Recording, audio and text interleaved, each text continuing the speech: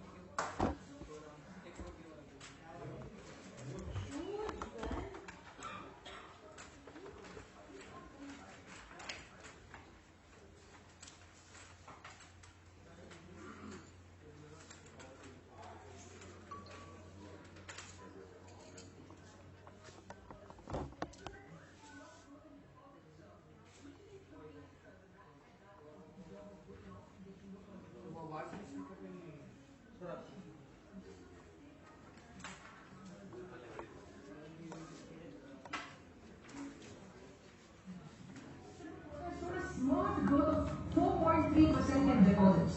Let's go to PNB. PNB showed, okay, year ago quarter was good, but otherwise it's been a 1.6, 0.8, 0.2.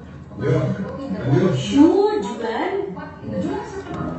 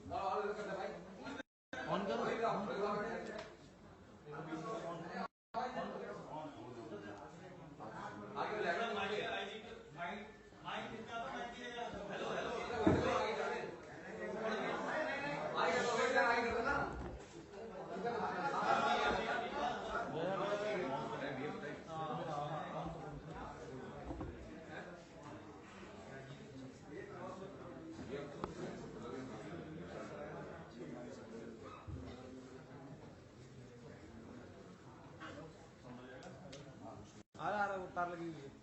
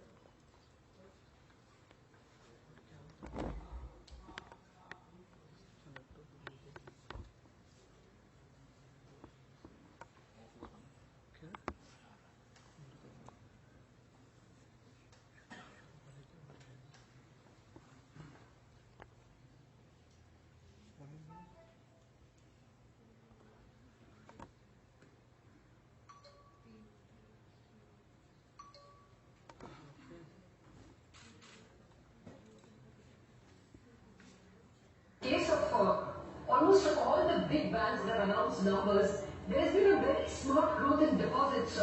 Initially, it looked like the banks had done a good job of going out and getting low-cost deposits, but now the numbers are beginning to look fishy.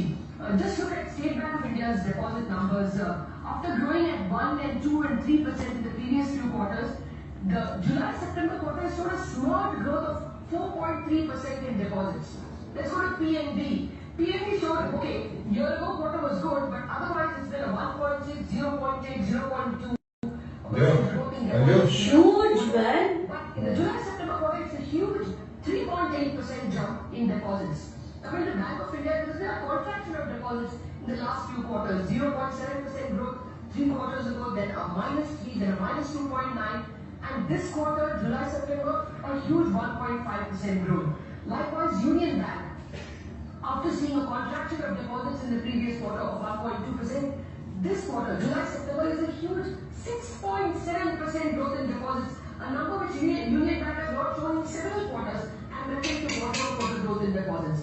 And then finally, Bank of Baroda, again, contraction of deposits in the previous 3 quarters, and this quarter, it is a 1% growth in deposits. But this coincidence of deposits growing for all banks, and the fact that we are staring at a demonetization of notes, gives rise to a suspicion that were some people in the know, and therefore they could push in their hoarded money into deposits, so probably several small deposits, and be ahead of the curve. It just raises that doubt that there is a synchronous rise in deposit growth at a time when the economy was not doing well, as the IIP shows, as the results of several companies show. There is no upturn in the economy, then why this sudden growth in deposits? Is it fishy? That's the question we ask.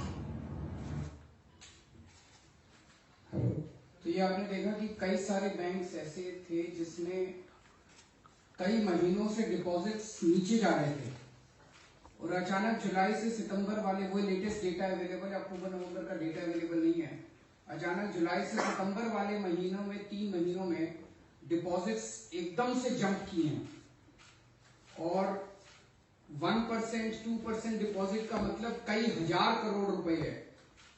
जैसे state bank का ही 14-15 लाख करोड़ रुपए का total deposits होता है, तो 1-2% का आप अंदाजा लगा सकते हो कि कितने मैसिव स्तर के ऊपर जुलाई से सितंबर के क्वार्टर में पैसा जमा किया गया।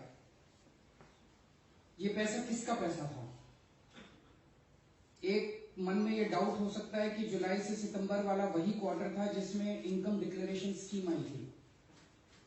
इसको आप कंफ्यूज मत कीजिएगा। कुछ लोगों से जब मैंने सुबह बात की, उन्होंने कहा जी वो पैसा जमा हुआ था, इस वजह से स्पाइक आया है। वो पैसा डिपॉजिट्स में नहीं आता, वो पैसा सीधे गवर्नमेंट ट्रेजरी में जाता है। तो जो ये पैसा आया, ये केवल और केवल डिपॉजिट्स था, इंडिविजुअल्स का, प्राइवेट इंडिविजुअल्स का डिपॉजिट था। It was not a part of IDs. ये पैसा किसका पैसा था? सरकार ने अपने लोगों को, अपने दोस्तों को, भाजपा वालों को पहले से बता दिया था। ये साबित करता है। दूसरा, संजीव कंबोज जो भारतीय जनता पार्टी के पंजाब यूनिट के लीगल अफेयर सेल के अध्यक्ष हैं, प्रधानमंत्री जी ने 8 नवंबर को ऐलान किया कि 500 और 1000 रुपए के नोट बंद हो रहे हैं और 2000 के नोट आ रहे हैं। 10 नवंबर को पहली बार 2000 रुपए के नोट मार्केट में आए, लेकिन 6 नवंबर को संजीव कंजोग नोटों की 2-2 हजार के नोटों की गड्डी लेके ट्विटर पर सोशल मीडिया के ऊपर वो डालता है। 6 नवंबर को प्रधानमंत्री जी के ऐलान के 2 दिन पहले उसके पास 2-2 हजार रुपए की गड्डियां कैसे पहुंची। इसके मतलब सीधा है कि जो इनके अपने दोस्त थे, जो भारतीय जनता पार्टी के लोग थे, उनका सारा पैसा ठिकाने लगा दिया गया और इस देश के लोगों को तंग किया जा रहा है। अब दूसरी चीज आती है, ये जितनी कवायद अभी चल रही है, इससे एक भी पैसा काला धन का सिस्टम के अंदर नहीं आने वाला। इसको समझने की जरूरत है। अभी चल क्या रहा है, इस पूरी की पूरी कवायद से जितना काला धन है उसका केवल रीडिस्ट्रीब्यूशन होगा, विल चेंज हैंड्स। सिस्टम के अंदर एक भी पैसा नहीं आने वाला। मान लीजिए आपके पास 10 करोड़ रुपया काला धन है, सरकार कह रही है अगर आपने 10 करोड़ रुपया बैंक में जमा कराया तो उस पर टैक्स लगेगा और 200% पेनल्टी लगेगी। 30% टैक्स लगेगा, 200% पेनल्टी का मतलब 60% पेनल्टी, मतलब टोटल 90% हो गया। तो अगर 10 करोड़ रुपया काला धन अगर आप बैंक में जमा कराओगे तो आपको 1 करोड़ रुपया बैलेंस बचेगा, बाकी 9 करोड़ रुपया सरकार ले लेगी। मुझे नहीं लगता इस देश के अंदर कोई भी काला धन रखने वाला इस सौदे से मंजूर होने वाला है। तो अब लोग क्या कर रहे हैं, डॉलर ब्लैक में मिल रहा है दिल्ली के अंदर 120 रुपए में, लोग डॉलर खरीद रहे हैं। जिसके पास काला धन है वो डॉलर खरीद रहा है। एक नंबर में 30,000 रुपए तोला सोना बिक रहा है, लेकिन अगर आप कैश में लेने जाओ तो आज 60,000 रुपए तोला बिक रहा है। तो लोग सोना खरीद रहे हैं। 2 नंबर के अंदर प्रॉपर्टी के दाम मार्केट के अंदर ऑलरेडी डबल हो चुके हैं। तो पहली चीज, जिसके पास काला धन है और उसकी कहीं सेटिंग नहीं है, वो आज मार्केट में चला जाए, वो डॉलर खरीद रहा है, वो सोना खरीद रहा है, वो प्रॉपर्टी खरीद रहा है। 50 इस तरह से 50% उसका, मतलब आज 68 रुपए डॉलर है और वो 120 रुपए में बिक रहा है, तो एक तरह से 50% उसका काला धन वाइप आउट हो गया। 50% इसके पास बचा और बाकी उनके पास चला गया। अब जो डॉलर वाला है, जो प्रॉपर्टी वाला है, जो सोने वाला है, उसके पास ये सारी 500 और 1000 के नोट आ गए। ये लोग अब 2-2 हजार रुपए के नोट से इनको एक्सचेंज करवाना है। उसके दलाल घूम रहे हैं मार्केट के अंदर। जो शुरू हुआ था 20% से और आज 40%, 50% के अंदर मार्केट के अंदर आप जितना मर्जी करेंसी आप एक्सचेंज करवाना चाहो, उन दलालों से आप करेंसी चेंज करवा सकते हो। तो आज अगर मेरे पास 10 करोड़ रुपए का काला धन था, मेरे पास वो 5 करोड़ ही बचेगा। किसी और के पास, डॉलर वाले के पास 5 करोड़ चला जाएगा और फिर डॉलर वाला 2.5 करोड़ रुपए उसको देगा, 2.5 करोड़ इसके पास बचेगा। तो ये पूरे बहुत बड़े स्तर के ऊपर काला बाजारी देश के अंदर शुरू हो गई है। काला धन बंद करने के नाम पे बहुत बड़े बड़े दलाल इस टाइम मार्केट के अंदर घूम रहे हैं, जो काला धन को फाइट करने के, काला धन को बदलने के, आपके 500 और 1000 रुपए 2000 रुपए में कन्वर्ट करने के लिए बहुत बड़ा स्कैम पूरे देश के अंदर चल रहा है। टीवी के ऊपर आके धमकी दी जा रही है, 2.5 लाख रुपए के ऊपर अगर आपने जमा कराया तो आपको छोड़ेंगे नहीं, 200% पेनल्टी लगाएंगे। 2.5 लाख रुपए के ऊपर अगर आपने जमा कराया तो छोड़ेंगे नहीं पेनल्टी। मतलब कहने का मतलब जमा मत करा ना, यही कहने का मतलब है। नहीं तो कहते भाई चिंता मत करो, हम तुम्हारा 2.5 लाख रुपए के ऊपर कराया तो छोड़ेंगे, तुमको पेनल्टी लगाएंगे। तो कहने का मतलब है जमा मत करा देना, हमारे दलाल आने वाले हैं, उनसे बदल लेना, उनसे एक्सचेंज कर लेना।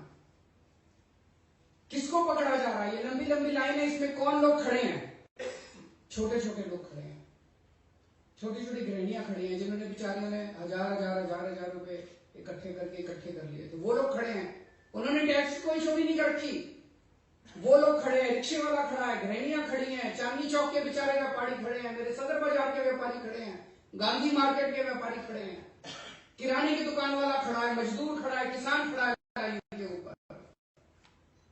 तो जो 2.5 लाख रुपए जिसकी इनकम है, तो चोर अमित शाह जी ने कल प्रेस कॉन्फ्रेंस करी, उन्होंने ये नहीं कहा 2,500 करोड़ रुपए जिसके पास है छोड़ेंगे नहीं, उन्होंने कहा 2.5 लाख रुपए जिसके पास है उसको नहीं छोड़ेंगे। तो मैं पूछना चाहता हूँ, 2.5 लाख रुपए वालों ने काला बाजारी कर रखी है इस देश के अंदर, कि 2,500 करोड़ वालों ने काला बाजारी कर रखी है इस देश के अंदर? कितने लोगों की मौत हो गई है पिछले 3-4 दिन में?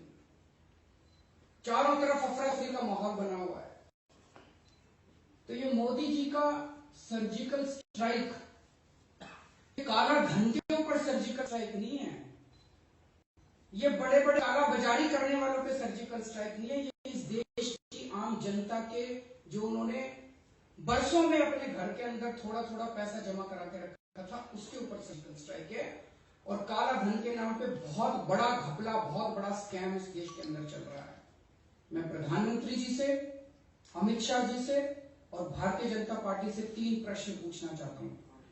पहला ये कि उनकी नजरों में, आपकी नजरों में किसके पास काला धन है इस देश के अंदर, वो बताएं। अंबानी, अडानी, शरद पवार, सुभाष चंद्रा या बादल, इनके पास काला धन है? या रिक्शे वाला, मोची, नाई, किराने वाला, किसान, मजदूर, इनके पास काला धन है? किसके पास काला धन है, ये लोग बताए जरा। दूसरा, ये लोग सार्वजनिक करें इस देश के सामने कि 8 नवंबर के पहले अपने दोस्तों की वो लिस्ट सार्वजनिक करें जिन जिन को इन्होंने पहले से बता दिया था और जिन जिन की दौलत काला धन और लगा दिया है, उसकी सार्वजनिक है। और तीसरा, अभी जो बड़े स्तर के ऊपर षड्यंत्र बाजारी और कमीशन खोज रही है, 1000, 500 के नोट, 2,000 रुपए के नोट भरने की जो देश के अंदर बड़े स्तर पे कमीशन खोरी चल रही है, ये सारा पैसा किसके पास जा रहा है? ये सारा पैसा, ये कमीशन कौन है, दलाल कौन है? इनकी लिस्ट ये लोग सार्वजनिक करें। ये 3 प्रश्न हमारे प्रधानमंत्री जी, अमित शाह और भारतीय जनता पार्टी से।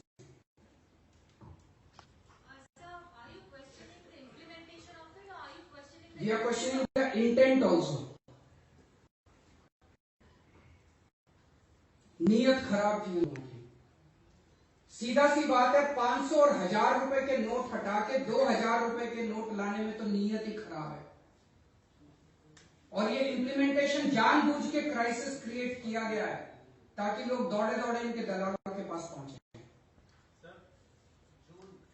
आज एटीएम के लिए पैसा नहीं आ रहा, ये तो साधारण सी कॉमन सेंस वाला इंसान भी जानता है कि ये एटीएम जो है ये एग्जिस्टिंग 500, 1000, 100 रुपए के नोट के लिए डिजाइन है।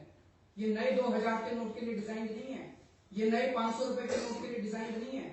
इतने बड़े स्तर के ऊपर एटीएम की मशीनों को कैसे रिकॉन्फिगर किया जाएगा? नहीं हो सकती रातों रात। तो इनको पता नहीं था कि ये क्राइसिस होने वाला है?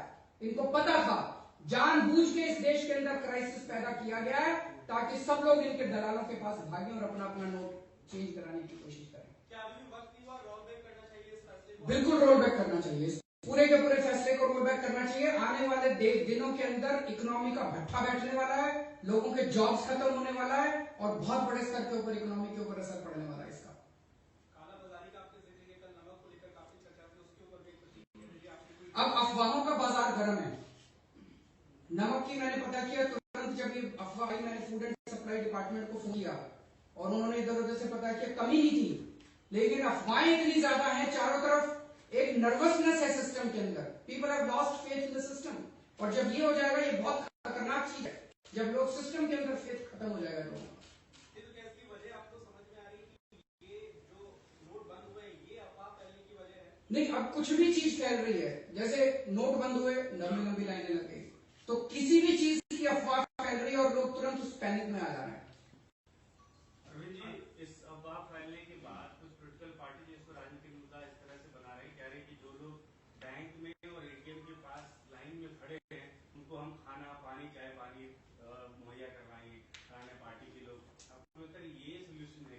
ये सोल्यूशन नहीं है, लेकिन मदद कर रहे हैं लोग, मदद तो करनी चाहिए। तकलीफ में लोग, कल पढ़ रहे थे कि 2 लोगों की लाइन में खड़े खड़े मौत हो गई। तो इतनी लंबी लंबी लाइनें आज मैं देख रहा था सुबह 3 बजे से, सोशल मीडिया पे 3 बजे से लाइनें लगनी चालू हो गई हैं। लोग अपना काम करेंगे, कमाएंगे, बच्चों को पालेंगे कि रोज 2-2 हजार रुपए निकलवाने के लिए जाएंगे बैंक में? कैसे काम चलेगा इस इकोनॉमी का? कल बीजेपी प्रेसिडेंट ने आपका नाम लेके आपसे ये पूछा था, क्या आप काले धन के सपोर्ट में है या विरोध में है? आप जिस तरह मैं आज से ये पूछ रहा हूँ कि वो क्या मानते हैं। अंबानी, अडानी, भाषचंद्रा, बादल, इनके पास काला धन है कि रिक्शे वाला, गृहिणी, व्यापारी, किराने वाला, इनके पास काला धन है? मैं उनसे आज 3 सवाल पूछ रहा हूँ। वो अपने दोस्तों की लिस्ट बताएं जिनको उन्होंने 8 नवंबर के पहले बता दिया था कि, और उनका सारा पैसा ठिकाने लगवा दिया था। इस देश के अंदर अमित शाह जी अब उपदेश देंगे ईमानदारी का। There can not be a bigger irony than that. Thank you.